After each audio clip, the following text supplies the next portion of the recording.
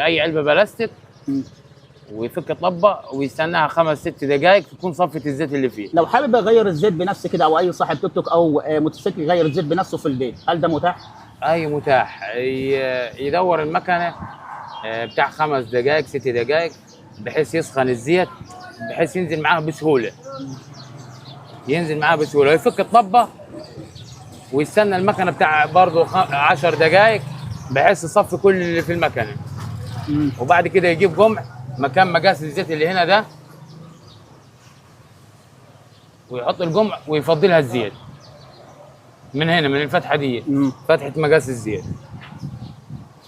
وبعد كده يقفلها عادي ويجربها ولا ايه؟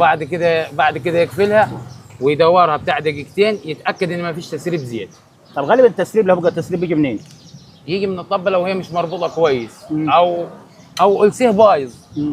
او السيه بايظ. عندما يبوظ الالسيه لابد هتسرب زيت او ما ربطش المقاس كويس او المقاس ما فيش استك، لان لو ما فيش استك برضه هتسرب زيت من عنده.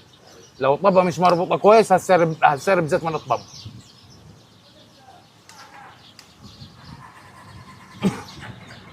انت كده قفلت الطبه كده؟ قفلت الطبه وسحبت الزيت كده من المكنه. ايوه سحبت ايه الزيت. اللي هتعمله بعد كده؟ هجيب القمع واجيب الزيت وافضيه له. هنحط القمع بالطريقه دي. تمام.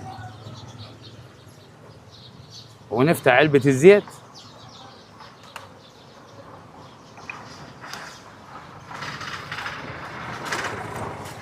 يعني لو عندي مفك او علبه زيت او علبه الزيت في البيت عادي اشغل نفسي. اي علبه بلاستيك ويفك طبه ويستناها 5 6 دقائق تكون صفت الزيت اللي فيه.